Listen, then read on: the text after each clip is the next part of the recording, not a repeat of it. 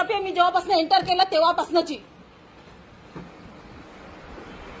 ही काय दादागिरी लावली आहे. प्रशासकीय अधिकारी आणि प्रशासकीय कार्यालय हे जनतेच्या मालकीचं आहे, तुमच्या नाही आहे. एवढं कायम लक्षात ठेवा.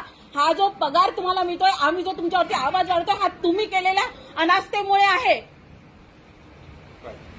म्हणजे आपलं काम सोडायचं, आपल्यावरती तक्रारी दाखल झाल्या की अशा प्रकारे नागरिकांना अडकवण्याचा प्रयत्न करायचा. मी इथून आता हेच तुमचं रेकॉर्डिंग घेऊन आता लोकशाही दिनाला आपण जिल्हाधिकारी कार्यालयात देऊ. हेच मलाही बघायचं आता की कोणावरती कारवाई होते, तुमच्यावरती होते की माझ्यावरती होते. मी शांततेने इथे उभी होती ना, काही गरज होती का? आणि माझ्याकडे व्हिडिओ प्रूफ्स आहेत माझी स्वतःची. मी एंटर झाली तेव्हापासूनचे. ही काय पद्धत झाली लोकांना त्रास देण्याची? एक तर तुमचे जे फ्रॉड डॉक्युमेंटेशन आहे त्याच्यावरती तर तुम्ही कारवाई करत नाहीये, आणि ती दाबायसाठी तुम्ही आम्हाला अशा पद्धतीने अडकवताय की तुम्ही शासकीय कामात व्यर्थळ आणताय. सकाळी येऊन हालचाल नोंद रजिस्टर विचारणं तू गुन्हा आहे का? अभिप्राय नोंदवही विचारणं, तक्रार नोंदवही विचारणं गुन्हा आहे का? का आमचं कार्यालय आहे, आमच्या मालकीचं आहे, जनता मालक आहे, तुम्ही मालक नाहीये. तुमच्याकडे होतं, आम्ही एका अक्षरांनी कंप्लेंट केली नाही किंवा काही बोललो नाही. तुमच्या सगळ्यांच्या गळ्यात आय कार्ड दिसले, आम्ही उलट म्हटलं वा सर व्हेरी गुड, आनंद वाटला तुम्हाला बघून. म्हणजे तुम्हाला चांगल्याही प्रतिक्रिया दिसत नाही. ही कोणची पद्धत झाली तुमच्या शासकीय कामाची?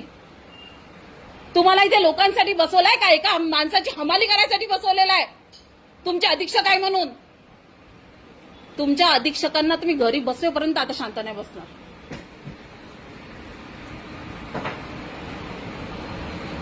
कारण तुमच्या अधीक्षकांनी खोटा गुन्हा दाखल केलाय माझ्यावर आता. तर